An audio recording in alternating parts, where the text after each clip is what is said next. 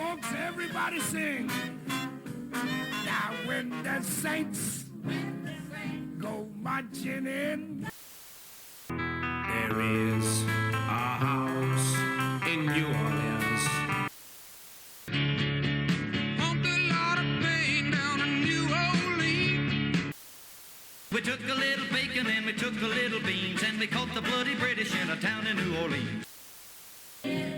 Yes, I want to be in that number.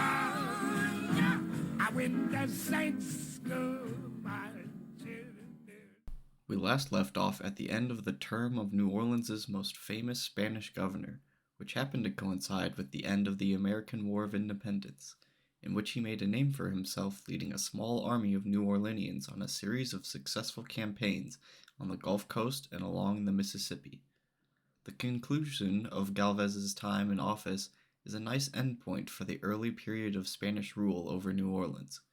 It was a period of instability and change as the city transitioned from being a French possession to a Spanish one. Changes in the demographics, culture, and laws of the city as a result of the transfer of ownership meant the city was already destined to be very unique among the other major metropoles on the North American continent. It did not follow in the mold of the British cities of Philadelphia, New York, or Boston, nor did it exactly resemble the French cities of Quebec and Montreal. Even though the Spanish tried to shape it to be more like their cities in Havana or Veracruz, it resisted enough and maintained enough of its past to be wholly distinct from all of these. One thing was certain heading into the next era of New Orleans. When you were standing in it, you could tell you were somewhere special. The governor who would be at the helm to help usher in this new era was Galvez's hand-picked successor, one of his junior officers during the American campaigns, who went by the name Esteban Rodriguez Miro. 3 years before he was officially sworn into office in 1785, Galvez sent Miro back to New Orleans while he was campaigning in the Caribbean to be acting governor. It was during this interim term that Miro oversaw a major shift in Spanish policy in regards to the slave trade in Louisiana. In 1782, Spain opened the trade of enslaved people to all countries, repealing their monopoly over slavery. This meant that thousands of new enslaved people began arriving in New Orleans to be sold to plantation owners in Louisiana. This sudden influx of a new African population created a visible divide in the slave population. There were now two distinct groups. The Old Guard, consisting of a small number of Africans who had been brought over during French rule and had survived to old age, with a larger number of their descendants who were now Creole slaves, meaning they knew no country but Louisiana. The New Guard were these thousands of slaves fresh from Africa who had a greater tie to their ancestral homeland than those who had either been born in the New World or had adapted their traditional culture to their material conditions in Louisiana. But the arrival of a large number of new Africans didn't just affect the demographics of the enslaved population. It also tipped the scales in terms of the number of slaves versus the number of freemen, of which most were white. Due to a lack of consistent census numbers during the Spanish era, it's impossible to know exactly what the ratio was, but we can safely assume that there were a greater number of people of color, particularly enslaved black people, compared to white people in New Orleans, compared to any other metropole in America, actually. Furthermore, it is important to note that these newcomers weren't just different in the sense they came from Africa. They also largely came from a different region of Africa than those who had come before. If you recall, during the French era, most of the enslaved people originated from the Senegambian region of Western Africa, while those that arrived during the Spanish era primarily came from the Congo-Angola era of Central Africa. This was one way in which New Orleans now began resembling the other cities of the New World. The Congolese culture was dominant across all the European colonies due to their proliferation by all enslaving European nations. But perhaps the place where their influence was most felt was New Orleans' sister city in Cuba. This new era of New Orleans that was ushered in by Miro and the freshly enslaved peoples was a time of convergence of Cuban and Louisianian culture, driven by the often overlooked cultural influence of the Congolese in both places.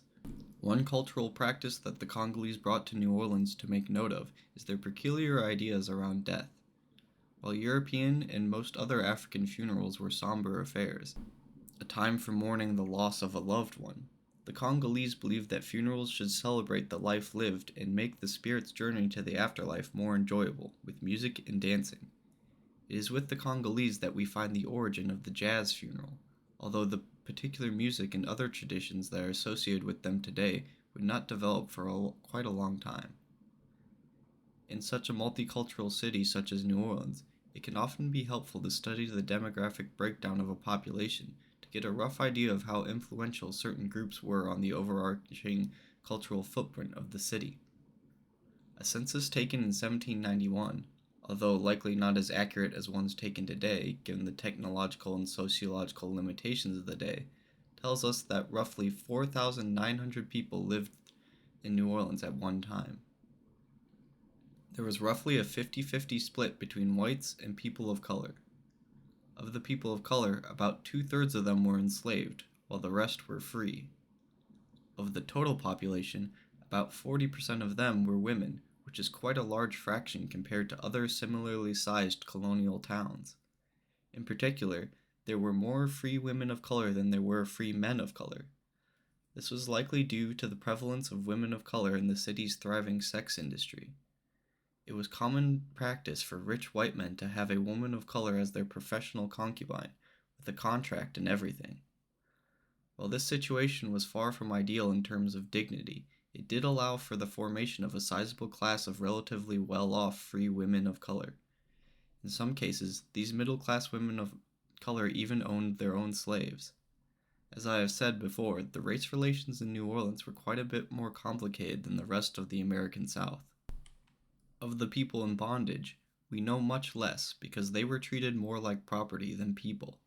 They were not so much censused as taken inventory of. What we do know is that once they arrived in New Orleans, they were split among those that stayed in the city and those that were sold to the plantations that dotted Louisiana. It was mostly men who were sold off to the plantations to do the hard labor of farming tobacco or indigo, while the women stayed in New Orleans to become house slaves. This practice was not ubiquitous, as some men stayed in New Orleans and some women were forced to work on the plantations. We know even less about the ethnic breakdown of the enslaved population, but what we do know is that a plurality, if not a majority of them, were Congolese. They made up about a quarter of the enslaved people, while the other 75% were split among at least 7 other different ethnicities.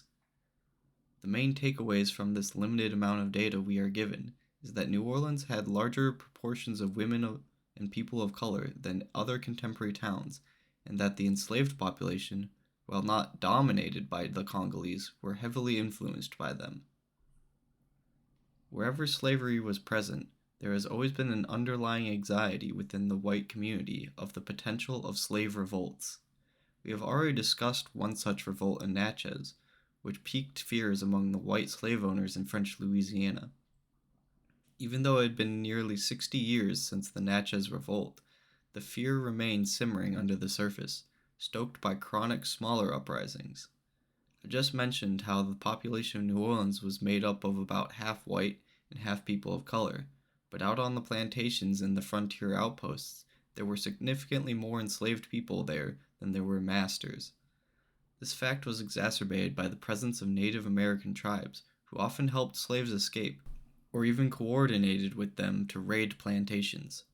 Of particular worry to the whites were the communities of escaped slaves that gathered together out in the swamps of Louisiana. When you live under such constant fear, you begin to hate what creates that fear. No, I don't mean that the white settlers began to hate slavery. I mean they hated the escaped slaves who constituted a perceived threat to their safety. The French indulged this hatred by executing any escaped slave they caught in brutal public fashion and massacring groups of slaves who dared to revolt against their masters. The Spanish had a relatively lighter touch. Sure, they had executions, but they limited reprisals to the ringleaders of revolts, and in the case of lesser offenses, they deferred to torture rather than death. They also hoped that by giving the enslaved people a bit more slack compared to the French, for example, allowing them to have families, giving them Sundays and holidays off from work, and allowing them to earn money and buy things, that would encourage them not to rebel or run off.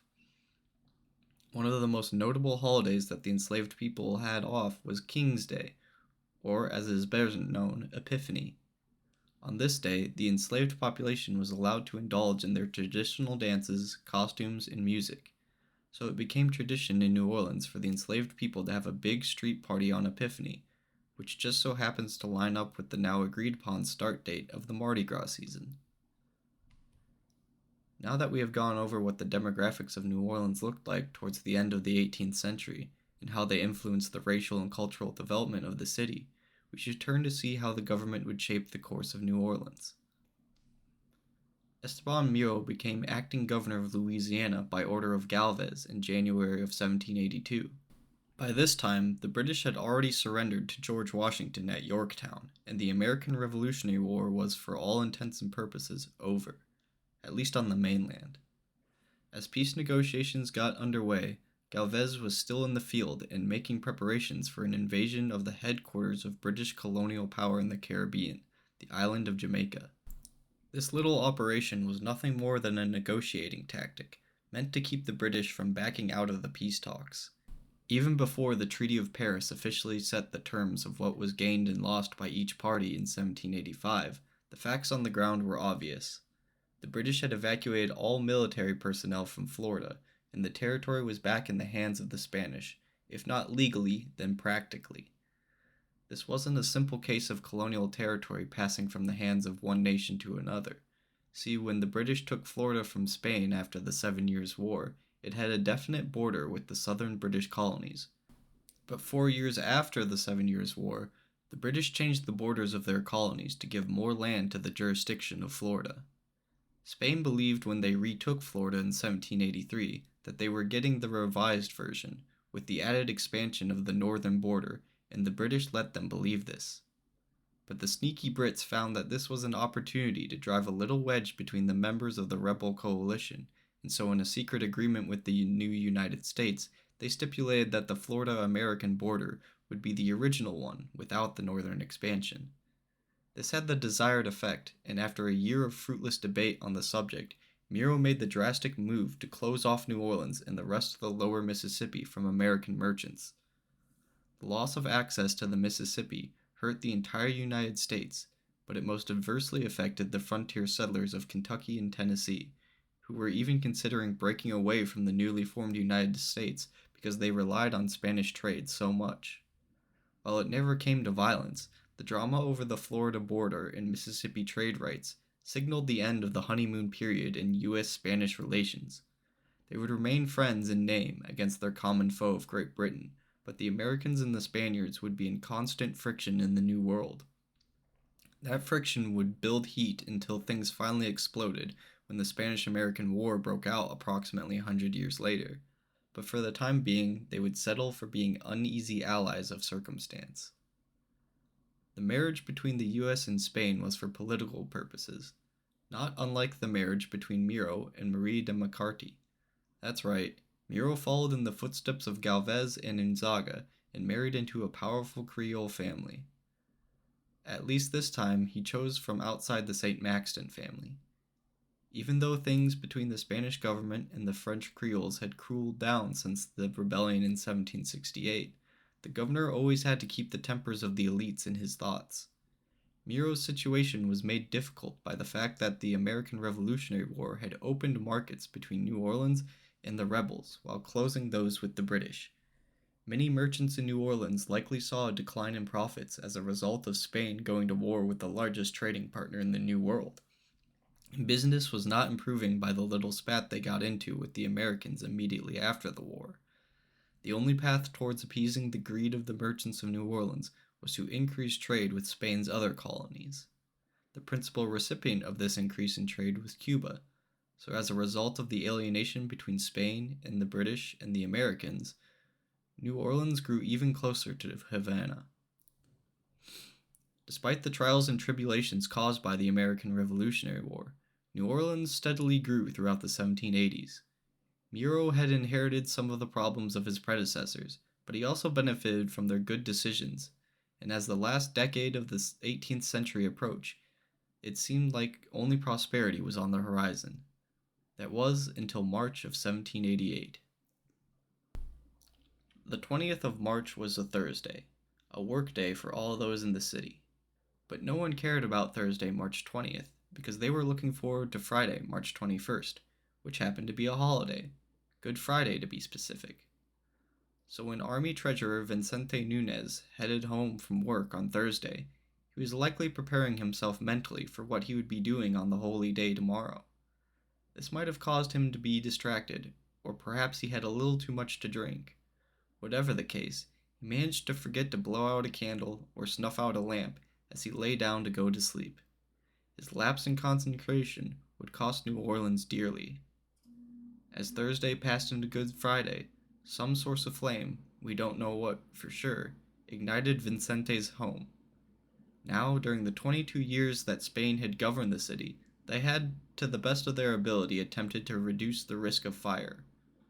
Short of totally remaking the city, though, they were unable to rectify the two greatest hazards in New Orleans, those being that the buildings were all made of wood, and that they were packed together like sardines. Even with these hazards, fighting a fire was not out of the question for the people of New Orleans if it hadn't been for two unlucky conditions on that particular day. One was the weather. It was an abnormally windy night, so as the first house went up in flames, the fire quickly spread to the adjacent houses and even across the city blocks. Another was the fact that it was Good Friday. As it was a holy day, the priests would not allow the government to ring their church bells to warn the city of the fire. The wind and the lack of a swift response combined to ensure the fire had free rein. It only burned for a few hours, but that was all it needed to destroy 856 buildings. That left just over 350 buildings in all of New Orleans as the sun rose on Good Friday. The luck wasn't all bad, though, as somehow the destruction was limited to property. Only one person died in the blaze, and that was because they had attempted to return to their still burning house to retrieve some valuables. Still, the loss of over 80% of the city was beyond devastating, and might have even crippled the city forever had it not been for Governor Miro. Miro had watched the progress of the fire from the governor's residence on the river. He watched as it ate up his city, leaving only scraps behind. The few notable buildings that survived were his home, the Royal Hospital, and the Ursuline Convent, which remains the oldest surviving building in New Orleans to this day. But Miro was not paralyzed by despair as many residents of New Orleans now were. He quickly sprung into action, giving money to those who had lost everything in the fire. He ordered the remaining owners of the remaining buildings to let as many people as possible shelter within them, and ordered the Spanish garrison to supply tents for those who could not fit into these. With the problem of shelter solved for the time being, Miro then focused on feeding the city. The fire had destroyed large caches of raw ingredients, and more importantly destroyed the facilities used to turn them into food. Acting with the power of a dictator, Miro froze prices on any food left in the city so that opportunists would not take advantage of people's dire need. He then ordered the farms surrounding New Orleans to supply the city with emergency produce and stopped ships from leaving the city so that their supplies could be redistributed. Through this fast action, Miro was able to stave off the complete collapse of the city, but now he had to contend with an even more daunting task: how to rebuild. It was obvious to Miro that he would need outside help. He simply did not have the resources to rebuild the city by himself, and even with aid from the wealthy Creoles, the future of New Orleans was uncertain. Additionally, many of these wealthy Creoles had lost a lot to the fire, both in terms of their personal property, but also in terms of their business ventures. So Miro would have to look beyond the borders of Louisiana to find the means of rebuilding New Orleans. However, he was restricted by the laws of the Spanish crown, which had once again closed off Louisiana to foreigners. Miro knew that he would be breaking the law and risking his own career by enlisting the help of anyone outside the Spanish Empire, but the extremity of the situation called for unorthodox actions. He first reached out to the Americans, pleading for them to sell him flour that would keep his people from starving. In return, he offered to reopen the Mississippi to restart the flow of goods on the American western frontier. Miro technically did not have the authority to make this deal, and in going over the King of Spain's head, he was effectively committing treason. The thing with committing treason, however, is that once you do it, there's no real downside to keep going. So Miro turned to the French colonies in the Caribbean, offering them access to New Orleans' ports in exchange for their help. Meanwhile, he wrote a personal letter to King Carlos III explaining the reasoning behind his treasonous actions and imploring the king to forgive him in the name of saving New Orleans and by extension the entire Louisiana colonial venture. Luckily for Miro, Carlos agreed that the situation called for a change in foreign policy, and the king forgave the governor for exceeding his prerogative. Miro's gambit paid off in a big way. Not only did New Orleans survive, but the opening up of foreign markets supercharged the city's recovery. Steadily, the city was rebuilt, this time with more fire-retardant materials such as brick and stone, and the residents were able to move back into the French Quarter. But Miro did not just replace what had been lost. He encouraged foreigners to come settle in New Orleans, to get in on the ground floor of a newly revitalized and more open city that offered tremendous opportunity to those seeking to make fortune in the New World. With the increase in population came the need to expand the city, so new construction projects were approved alongside the reconstruction ones. Of these new buildings that sprung up during Miro's tenure, undoubtedly the most famous is the St. Louis Cathedral, which along with Jackson Square constitutes the heart of the French Quarter. It is a testament to how much French influence remained in the city that a cathedral built by a Spanish governor in a Spanish colony was dedicated to a French king. Miro was the architect of New Orleans' recovery after the Great Fire, but he did not oversee its completion. 3 years after the fire, he believed that he had done enough to ensure that New Orleans was on the right track, and he resigned the governorship of Louisiana in order to further his career by returning to Spain to serve in the royal cabinet. He left office as perhaps the most well-liked Spanish governor of Louisiana for his decisive action that saved the capital of the colony in its most dire hour. That is, at least among the white population. In contrast, Miro was no friend to the free people of color or the enslaved black population. Miro represented the more primal reaction to the fear of the other that existed among the white population of the day. His policies were not aimed at placating the free people of color or the enslaved as his previous administrations had, but instead sought to constrict the few rights and freedoms they did enjoy. He imposed draconian punishments for crimes, such as possessing a weapon, and stopped the practice of renting rooms to enslaved people in New Orleans. For some time now, the races in the city had been mixing and blurring the lines between white and black citizens. Miro sought to reaffirm the differences between the groups, and to make it easier to visually distinguish them. One of his most infamous policies was the requirement of women of color to wear tignons, or head coverings. This was instituted with the excuse that it promoted modesty within a group that was stereotyped as flamboyant temptresses.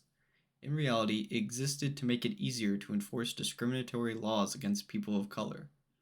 Ironically, the women of color turned these tignons into their own extravagant fashion, which became the envy of even the white population. Miro couched his racism in the belief that the good moral white population was being led astray by the rowdy and immoral people of color. He ignored the fact that the white Creole population enjoyed dancing, drinking, and partying just as much as the black and mixed population, and he attributed the libertine nature of New Orleans to perfidious outside influence. Among his dislike of the way women of color dressed, and the very fact that people of color had some freedoms, was Miro's disdain for the musical traditions that traced back to Africa. In a 1786 edict, he denounced the drumming and dancing of the black population, requiring them to only occur after the good moral people of New Orleans had returned home from their evening prayers. We can see now that Miro was a complicated figure in New Orleans history. We can't separate the good from the bad when discussing historical figures. It distorts the view of history and allows us to remove the actions of a person from context so that their life becomes a tool for our own agendas. Yes, Miro, like so many others at that time, was racist, and he used his position of power to make the lives of free people of color and enslaved peoples harder and less joyful. And yes, he did save New Orleans from the Great Fire of 1788. Both can be true. One can be condemned while the other can be celebrated. What matters most is that we learn from past mistakes and do not forego the bad in favor of the good. Even though Miro left New Orleans in 1791, his legacy would live on both in the renewal of the city and the laws which oppressed citizens based on arbitrary race definitions. It is here that I would like to preface the next couple of sections of our history of New Orleans. As we prepare to welcome a new governor to New Orleans, there's a great conflagration brewing far across the Atlantic Ocean. This conflagration was in part caused by the American Revolution that we just covered, and like that event, it will have monumental consequences for New Orleans. Now, I really skimmed the surface on the American Revolution, only really including the parts around which New Orleans was at least tangentially involved, for two reasons. One is that while the creation of the United States of America was a world-changing event, at the time we are discussing its effect on New Orleans was relatively muted. Another reason I didn't go into too much detail on the causes and effects of the Revolution is that I believe you, the audience, probably has a pretty good understanding of the gist of it. You know, Boston Tea Party, Declaration of Independence, the Americans won, yada yada yada. Well, for this next section, in which we will approximately cover the years 1791 to 1797, I'm going to split it into two parts. The first will be a discussion of the term of the governor that immediately followed Miro, and the second will be an overview of events in Europe that would shake the whole globe, with particular attention to how New Orleans was shaken. With that preamble out of the way, let us introduce Miro's successor. Francisco Louis Hector de Carondelet was born in Flanders in 1748, which at that time was a part of the Kingdom of France, but which nowadays is located in Belgium. Being born in France naturally meant that Carondelet's mother tongue was, you guessed it, French. This would come in handy for pleasing the Creole population of New Orleans when he becomes governor in 1791, but you might be asking, hey, if he was French, how did he become the governor of Spanish Louisiana? The answer to that is that nationalities were a lot less rigid back in the days. We already know of one foreign-born man who became governor of Louisiana in the past. Remember that Alejandro O'Reilly was born in Ireland before he pledged his loyalty to the King of Spain and served in the Spanish army. Likewise, Carondelet joined the Spanish military when he was 15, likely because it offered a better opportunity for advancement than the French army. He served in the army for 27 years, slowly rising in rank, during which time he saw many battles, including the Siege of Pensacola, where he fought alongside Galvez and Miro. 8 years after the siege, Carondelet got his first job administering a colony when he was named governor of El Salvador. He would only stay at this position for 2 years, before replacing Miro as governor of Louisiana. When Carondelet arrived in New Orleans, the city was still recovering from the Great Fire, but enough progress had been made that the new governor could give his attention to other matters. His arrival in New Orleans coincided with the arrival of 16 enslaved men from Pointe Coupee Parish just north of Baton Rouge. These men weren't in New Orleans to work. They were to be put on trial for their role in organizing the Pointe Coupee slave conspiracy.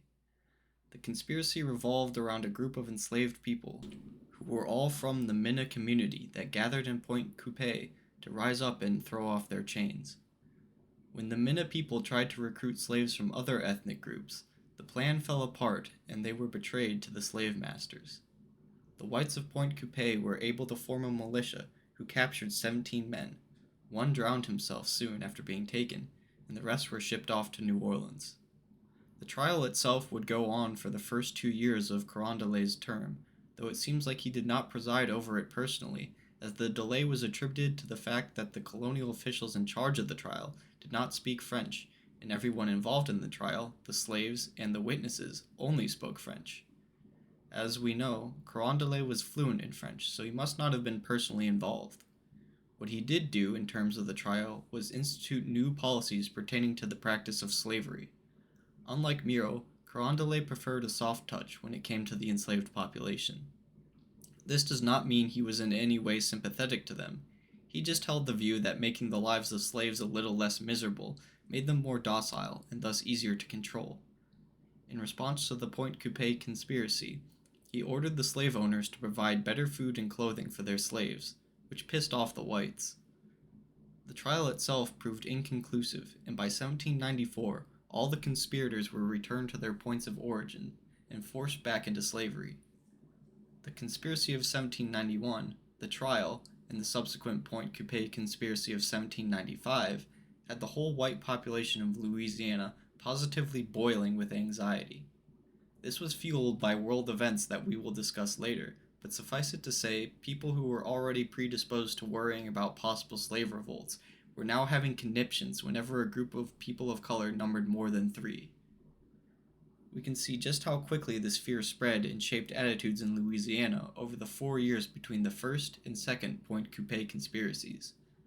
Those involved in the first were returned to their enslavers after 2 years without much in the way of official punishment, and the governor even responded in a somewhat positive manner towards the enslaved population.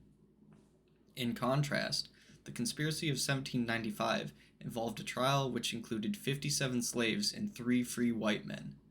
Of the 57 slaves, 23 were hanged, decapitated, and displayed as a warning. 31 more were whipped and forced to work even more grueling labor than the slaves were used to.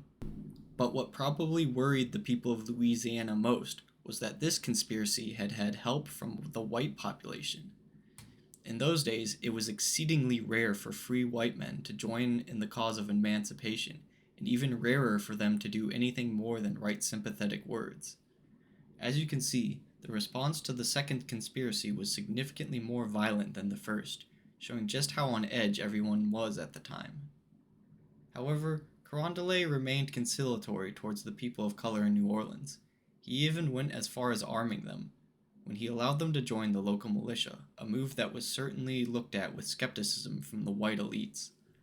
The tension between the races in Louisiana at this time can sometimes overshadow all other events, but I think it's at least worth mentioning the improvements that Carondelet brought to New Orleans. His most notable contribution to the city was a canal that led from Bayou St. John all the way to the edge of the French Quarter, near what would become the Treme neighborhood. This canal helped connect New Orleans to the Gulf of Mexico and allowed people arriving in the city by ship to land right at the edge of town. Once they disembarked, they could make their way further into the French Quarter, while illuminated by one of Carondelet's other contributions, street lamps. Whilst under the light of these lamps, they could read the governor's last great addition to the culture of New Orleans, its first official newspaper, the Monitor, or Le Moniteur, as it was printed in French. All in all, Carondelet's tenure as governor was much less dramatic than Miro's or Galvez's. He mostly served as a sort of steward, overseeing the recovery of the colony after the Great Fire and attempting to balance domestic issues with the enormous events going on elsewhere in the world. He could almost be described as a stabilizing figure, who tried to cool tensions and keep New Orleans on the track of becoming a premier city in the Americas.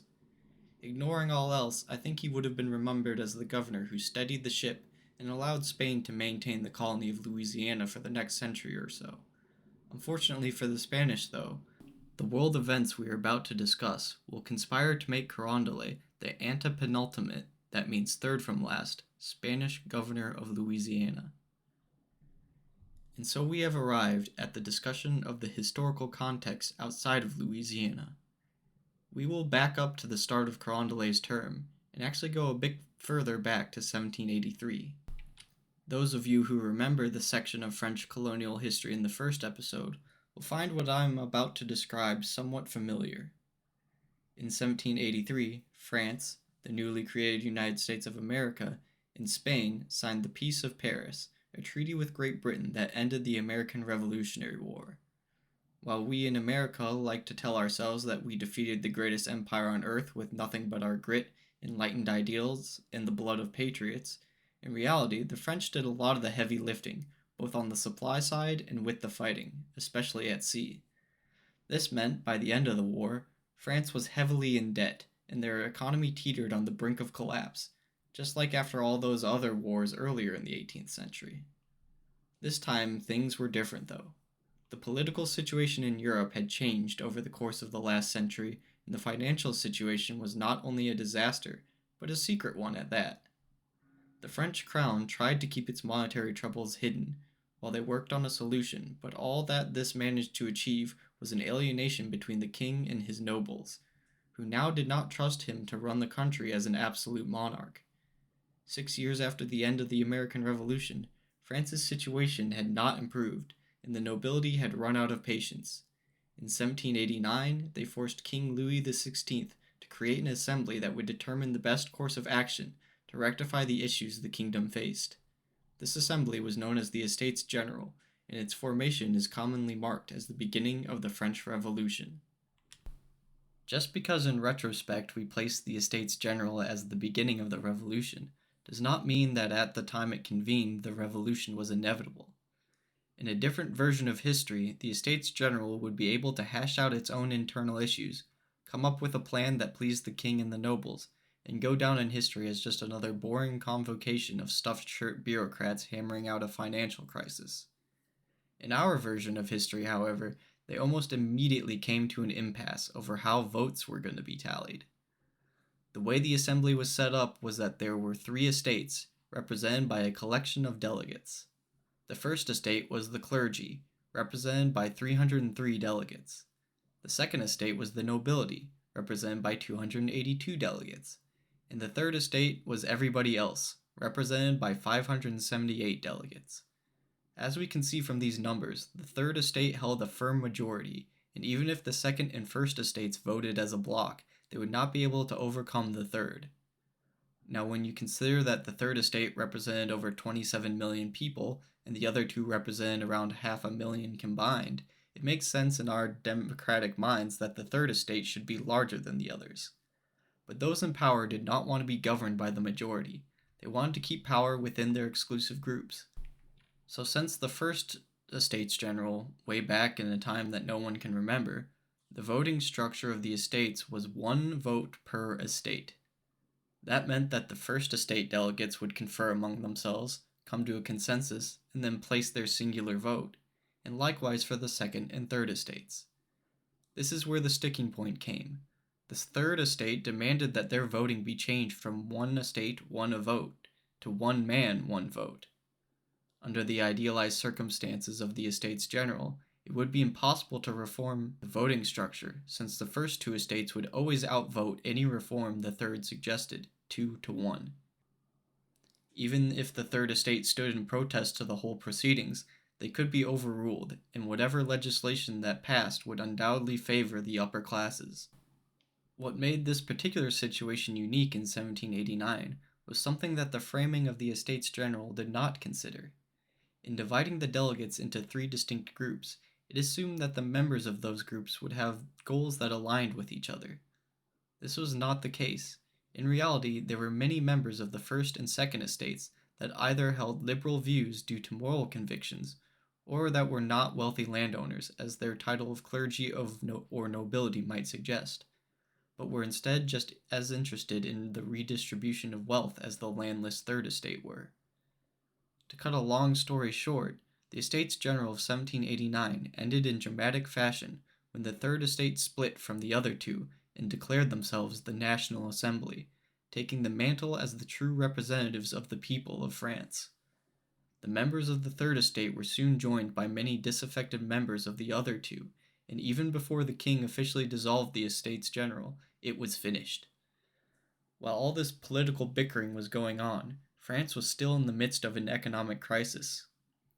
This combined with a shortage of food to turn Paris into a powder keg, 1 spark away from exploding into full-on revolution. Until this popular revolution came, the National Assembly conducted itself as the ruling body of France, but things were left in an uncertain air as both the king and the assembly refused to bow to the other's authority. But the assembly did not have to wait long. Less than a month after they had first convened under the name the National Assembly, the powder keg blew up in the form of one of the most dramatic moments in modern history, the July 14th storming of the Bastille. After the insurrection at the Bastille scared the king into the prospect of France devolving into mob rule by the poor masses of Paris, he agreed to allow the National Assembly to draft a constitution that would placate the people of France. What they came back with in August of 1789 was a series of decrees that effectively abolished the framework of feudalism in France, as well as a fancy little document called the Declaration of the Rights of Man and of the Citizen. The Declaration is one of the big contributors to the French Revolution that pertains to our subject of New Orleans, due to its proliferation throughout both Europe and the colonized world. The Declaration was the torchbearer of revolution. Wherever it went, the ideas of liberty, the throwing off of the shackles of oppression, followed. If you recall what we discussed earlier with the Pointe Coupee conspiracies, well, one of the things that made the white elites of New Orleans so nervous about the second conspiracy, which then caused them to lash out in a much more violent retribution than the first time, was that among the possessions they confiscated from the ringleaders of the attempted slave revolt was a copy of the Declaration of the Rights of Man and of the Citizen. The French Revolution would continue along the path of radical political change for the next 3 years, as the National Assembly and its successor, the Legislative Assembly, steadily stripped the king and priesthood of their authority and strengthened the grasp of republicanism over France. Over these 3 years, the rest of the world observed the goings-on in France first with bemused curiosity, then nervous apprehension, and finally with indignant outrage. When it seemed in the early days that the revolution was poised to send France tumbling into obscurity, her rivals watched gleefully from the sidelines, ready to pick apart the carcass once the kingdom was good and dead. But against all odds, France held itself together through the chaos, and had even begun exporting its ideas of popular sovereignty and the rights of citizens across the world. This was something the monarchs of Europe could not abide by. So by 1792, France was facing imminent invasion from the kingdoms of Prussia and Austria. The Prussians and Austrians sent the Legislative Assembly the ultimatum that if any harm came to King Louis XVI or his family, then they would invade and put not just the leaders of the revolution to the sword, but that their justice would be visited upon all the people of Paris. In response, the Legislative Assembly preemptively declared war on the 20th of April, 1792, and invaded the Austrian Netherlands. The war started off terribly for the French. By September, the Prussian army was closing in on Paris. Then, on the 20th of September, 2 significant events happened to coincide. First, the French army was able to win a surprise victory at the Battle of Valmy, which forced the Prussians to turn back, saving Paris. Secondly, the Legislative Assembly was replaced by the National Convention as the ruling body of France. The convention used the miracle at Valmy to legitimize their authority, and on the 21st of September they repealed the monarchy and established the First French Republic. Valmy had not ended the war, not by a long shot, and the Republic remained threatened by foreign powers that wanted to place Louis XVI, now just Louis Capet, citizen of France, back on the throne. To remove this possibility from the playing field, the National Convention decided to put Louis on trial for crimes against the people of France. After long debate and a narrow vote within the chamber, the former king was sentenced to death, a sentence that was carried out on the 21st of January, 1793. This was the second big contribution of the revolution that pertains to New Orleans, because the execution of Louis drew the other nations of Europe into the war with France, including Spain. Remember, King Charles IV of Spain was a cousin of Louis XVI, and more than that, allowing a group of people to execute their ruler and go unpunished might give some unsavory ideas to his own subjects. This put New Orleans in a strange situation. It was still a Spanish colony, but it had a large French-leaning population. To further complicate it, the French Creole population was split among the elites who still felt some sense of loyalty to the now headless King of France, and the less fortunate who were more sympathetic to the egalitarian preachings of the French revolutionaries. Luckily for Governor Carondelet, there didn't seem to be enough friction within Louisiana to cause a fire, as there isn't really any mention of revolutionary violence within New Orleans during that time. Also luckily for Carondelet, France and Spain would only be fighting each other for 2 years, before the French managed to defeat the Spanish army and force them into a peace treaty which re-established the alliance between the two countries. All in all, New Orleans remained relatively unmolested by the violence of the wars of the First and Second Coalitions against France. The same cannot be said for the subject of our discussion that I will round out this episode with. Although the French Revolution did not cause a seismic shift in the former French colony of Louisiana, it did turn the current French colony of Saint-Domingue on its head. In the first episode, I mentioned that Saint-Domingue was originally founded by the Spanish, who called it Santo Domingo. It was then abandoned by the Spanish in the 1600s and taken over by the French. France's goal here was to create a rival port to Havana in the West Indies, one that would serve as a gathering point of all the goods that were extracted from France's colonies in the New World. At least that is what it started out as. What it became was a colossal machine that churned out millions of pounds of sugar, coffee, and cotton. This machine was fueled by two things: a massive population of enslaved peoples, and the horrifically soul-crushing misery of said population.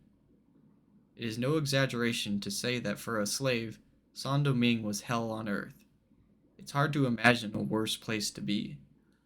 Life expectancy among the enslaved population was just 21 years. Most deaths came from overwork and disease, but in some cases, these ways of dying were preferable to staying on the plantation. The white population, which made up less than 10% of the total people on the island, knew how terrible the lives of the slaves were, and they feared that this would cause the enslaved people to rise up and kill them. It was out of this fear that they instituted a tradition of brutal treatment and punishments. All of this human misery existed for the sole purpose of making Saint-Domingue the most profitable colonial venture in the New World. What it produced was more than just sugar and coffee. It was a unique culture, unlike any seen in the New or Old Worlds. Since the death rate of the enslaved was so high, and they worked too hard to consider doing things like having children, there was a constant need for new Africans. As a consequence, the blending of white and black cultures that occurred in other colonies, such as Louisiana, was notably less present in Saint-Domingue. The enslaved people there held on to their African roots tighter than their kin, who had managed to somewhat integrate into their new homes in the New World. This also meant that there was a greater alienation between the people of color and the whites on Saint-Domingue, and a greater desire for liberation, at any cost. So from the very beginning, a massive chunk of Saint-Domingue's population yearned for a liberatory revolution. But all they had were numbers. What they lacked was everything else needed to carry out a revolution of that sort. They lacked organization, as it was rare for groups of slaves to contact those from other plantations. They lacked force of arms. Although the whites were by far a minority, they held a monopoly on violence over their enslaved workers. They lacked support from the powers that be. In France and in America, the revolutions had hinged upon the support of elites that were alienated by the very systems they profited from. This minority of revolutionary-minded nobles were essential in funding and leading such revolutions. At least, that's what the common thought was at the time. If there was going to be a revolution in Saint-Domingue, some things were going to have to change. As the French Revolution kicked off in 1789, there were some factors falling into place in Saint-Domingue that were auspicious to aspiring revolutionaries.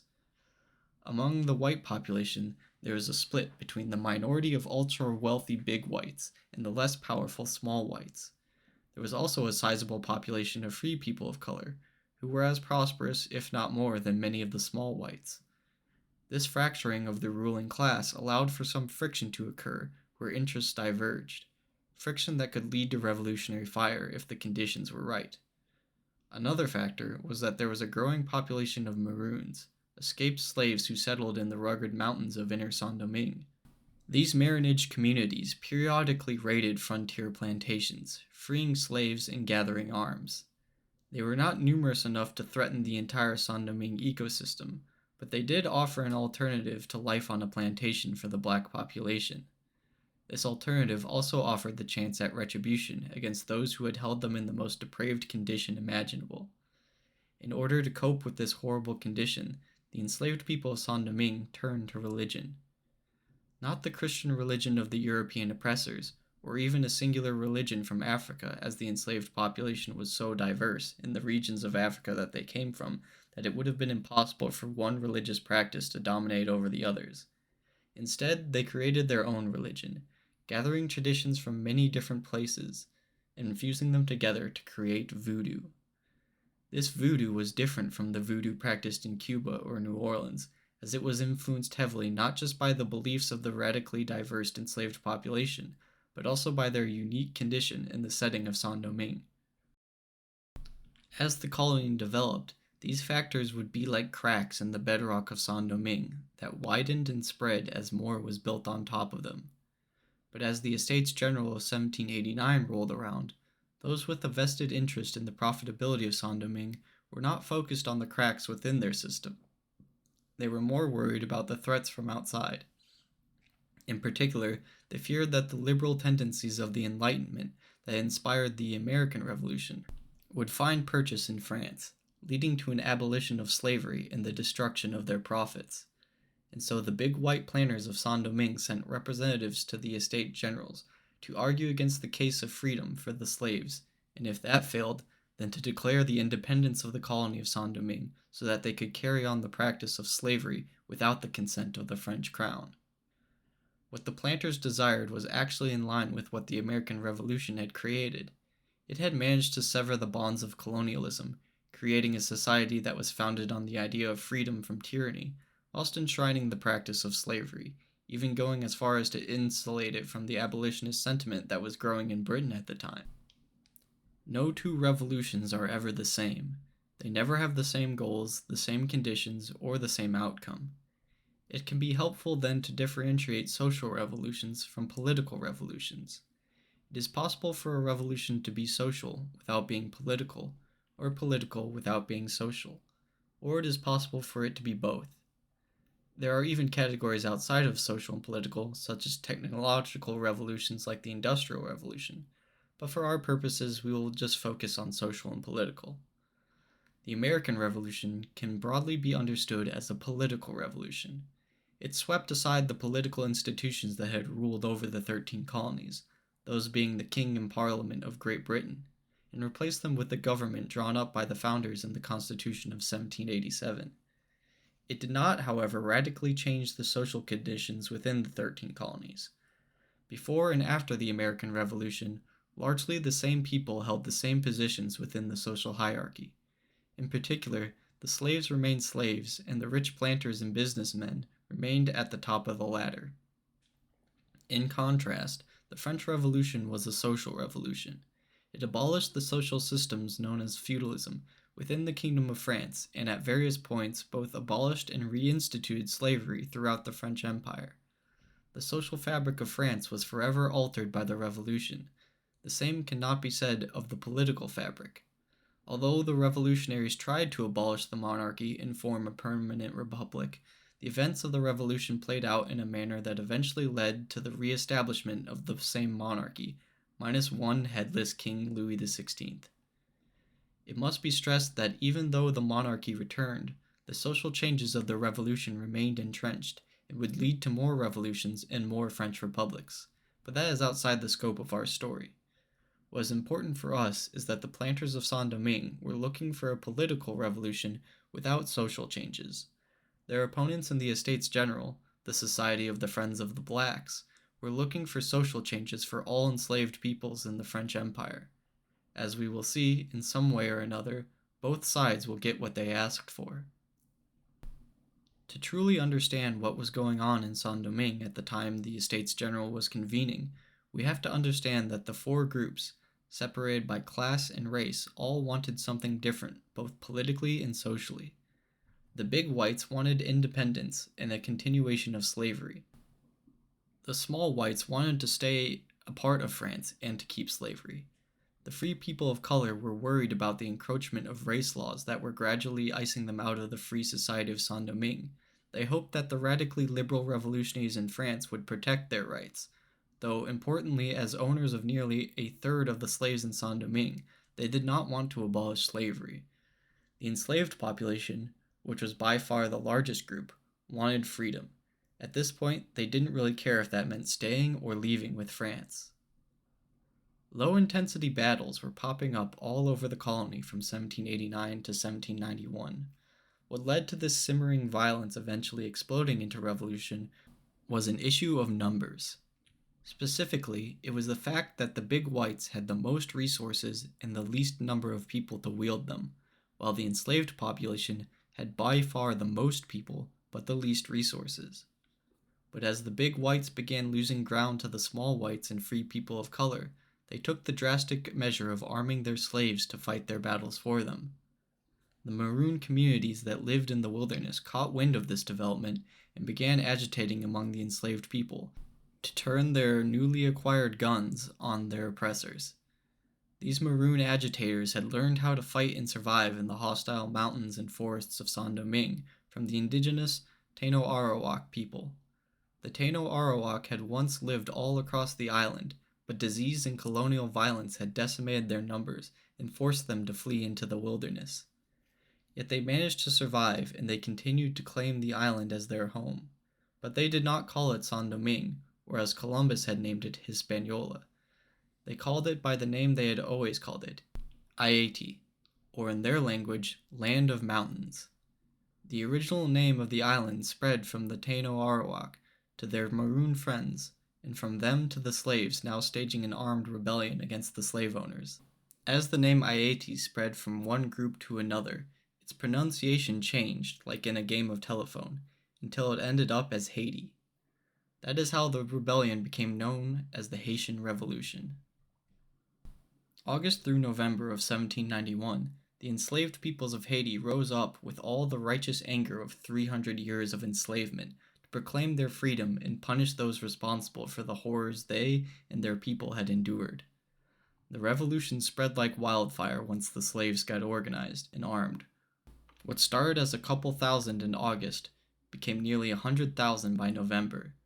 They roved the island, particularly in the north where most of the big sugar plantations were.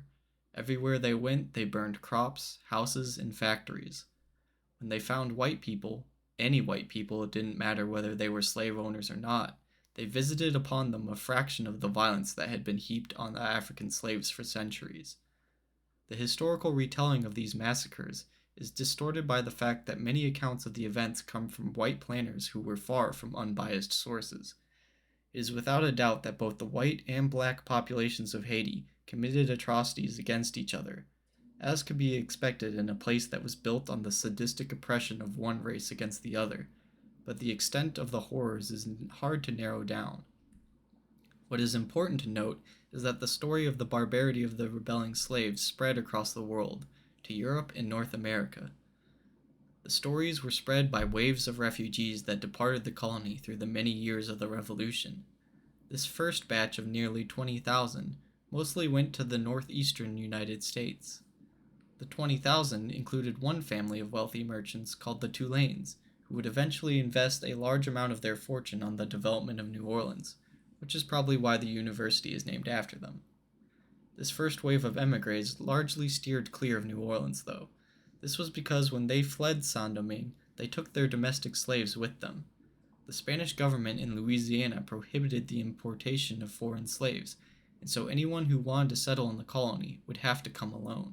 Throughout the Southern American states and Louisiana, the accounts of the Haitian Revolution stoked the omnipresent dread of slave revolts and seemed to confirm the whites' greatest fear about what would happen should their slaves get the upper hand. Back in the homeland of France, the news coming out of Saint-Domingue, now de facto Haiti, finally became worthy enough of notice in 1792. The National Assembly moved to control the situation, as the abrupt disruption of the exportation of sugar and coffee from Haiti had nearly collapsed the French economy. The Assembly tried a two-pronged approach. They compromised with the free people of color, giving them full civil and political rights as Frenchmen. Then they also sent 6,000 French troops and a new governor to the island. They hoped that these troops, combined with the free people of color, would be enough to put down the revolution and restart the sugar plantations. What happened instead was a brief lull in the violence, followed by the revolution going thermonuclear as a consequence of events in Europe. 1793 would be known as the most radical year of the French Revolution. In January, Louis XVI was executed. In February, France preemptively declared war on Great Britain, which was later joined by Spain. In April, the Republican government became dominated by the Committee of Public Safety, which began instituting the Reign of Terror. In June, the French commissioner in Saint-Domingue enticed the black population into attacking the city of Cap Français, which was a hub of pro-British, pro-slavery activity. In August, facing a full-on British invasion of the island, the commissioner took the dramatic step of abolishing slavery in Haiti, at least in the areas of Haiti under his control. This caused the black population to commit themselves to the cause of the French revolutionaries, and suddenly, what was left of the 6,000 soldiers that had been sent to put down the Haitian Revolution were now fighting alongside the rebels. While this was all happening, there was a steady flow of whites fleeing to America. Adding to the maddeningly complicated web of motivations that drove the four groups of Haiti were the introduction of foreign powers. As Spain and Britain invaded the island, they each courted local groups to join their cause, and once Spain was defeated by France in Europe, they switched allegiances to now be fighting Britain in Haiti. So along with the four groups, we have to consider the three countries in Haiti. For a brief period, the enslaved population preferred to fight under the Spanish. They still saw Frenchmen as their oppressors, even if they had common cause with them against the British and the Creole whites. But once the National Convention followed the lead of the French commissioner in Haiti and abolished slavery throughout the empire in February of 1794, the black revolutionaries, led by a man named Toussaint Louverture, flocked to the revolutionary tricolor of France. Over the next 7 years, Louverture would become the de facto leader of a moderately independent and integrated Haiti. By now, the character of the revolution had changed from a fight to end slavery and get revenge on the whites, to a battle to create the first truly free and independent country in the world, to do what the American Revolution had failed to do, to create a society where all people are free. Louverture is recognized as one of the most brilliant military and political leaders in history for his ability to fend off the British, Spanish, and later French armies while dealing with internal rivalries and struggling to stem the mass exodus of people who were fleeing the revolution.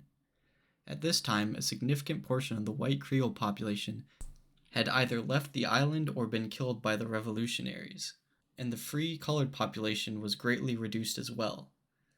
This was the third great contribution the French and now Haitian revolutions made to New Orleans, because even if the city did not receive as many refugees as others, its soul was moved by the waves of revolutionary exodus. Still, anyone who had managed to ride out the storm so far found that they were treated fairly and equally by Louverture, even if he did not ever fully trust those who had never been enslaved. As the revolution in Haiti was consolidating under a single man at the end of the 18th century, the revolution in France would undergo a similar transition. Compounding crises both at home and abroad led the political leaders of the revolution to forego their republican ideals and vest the power of the state in ever-shrinking cliques. First, it was the Committee of Public Safety, which varied in size over its 2-year reign, but generally consisted of less than 20 men. The committee inflicted radical violence on its enemies, both within France through the Reign of Terror and without France through the War of the First Coalition. It was eventually consumed by this violence, and its leaders were some of the last to be executed with their own iconic guillotine. They were replaced by the Directory, a new 5-member committee that was notoriously corrupt and disliked by nearly all factions within French politics. The unpopularity of the Directory made it an enticing target to opportunistic players. Yet somehow they managed to survive attacks from both the left and the right for 4 years until the outbreak of the War of the Second Coalition in 1798 proved to be the one burden too many for the brittle Directory. Failure on the battlefield sapped the military's faith in the Directory and many Frenchmen's faith in democracy in general. The French Revolution was winding down as we came to the final months of the 1700s. France was ready to see the end of the chaos that had accompanied radical democracy, republicanism, and an enlightened society governed by reason. It was ready for the return of the paternal figure to bring back order and God. The breaking point came on the 9th of November, 1799, with the coup of 18 Brumaire, in which the Directory was overthrown and replaced by a consulate, consisting of the triumvirate of Emmanuel Sieyès, Roger Ducos, and a general who had gained widespread support among the army and the people for his sensationalized campaigns in Italy and Egypt. His name was Napoleon Bonaparte. It didn't take long for the politically brilliant Napoleon to completely sideline all other rivals to power and become the singular political figure of France, though not yet its legal sovereign. Outside of France, however, Napoleon did have a rival, not only in power but also in brilliance. Louverture and Napoleon clashed immediately over their visions for Haiti. Louverture desired to transition the island to being a completely independent nation of free people, able to determine their own destiny, but he was open to the idea of operating as a close ally of France.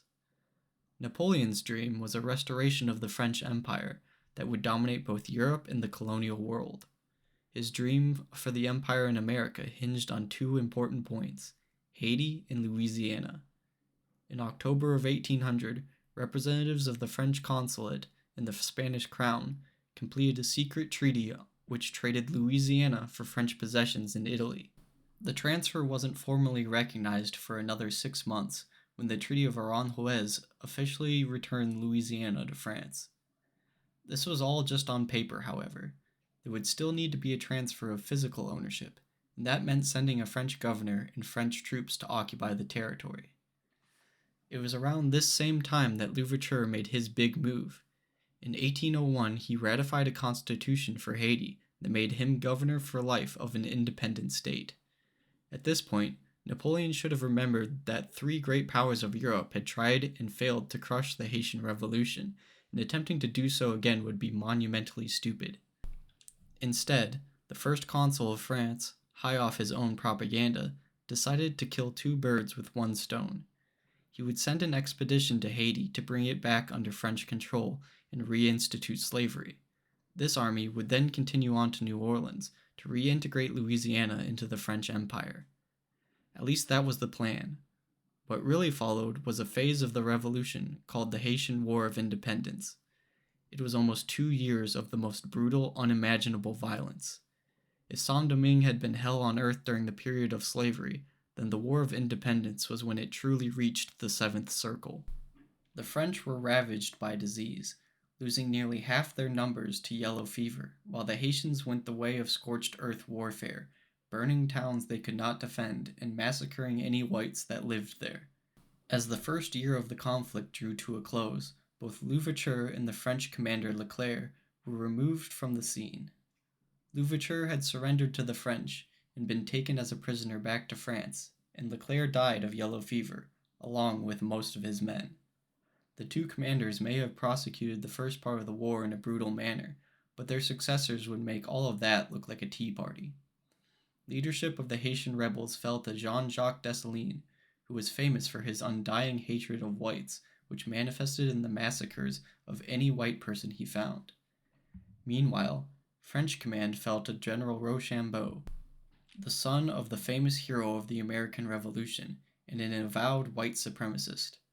Rochambeau turned the war in Haiti from one of conquest to one of genocide. He did not believe that the French needed to subjugate the black population on the island. They just had to clear them out, every last one, and then new slaves could be imported to continue the plantation work. Rochambeau prefigured the atrocities of the Holocaust by trapping captured black people in the hulls of ships, where he would then burn sulfur to gas them. This terrible war may have continued until one side completely annihilated the other, had it not been for British intervention in May of 1803. When the war in Haiti broke out, the British had been at peace with France, the only time the two nations were at peace between 1792 and 1815. But now the two of them were fighting once again, and Britain saw the opportunity to strike a decisive blow at Napoleon's dream for a French empire in America. With their help, the Haitians were finally able to rid their land of the French by the end of 1803. In 1804, Dessalines officially declared the Republic of Haiti's independence.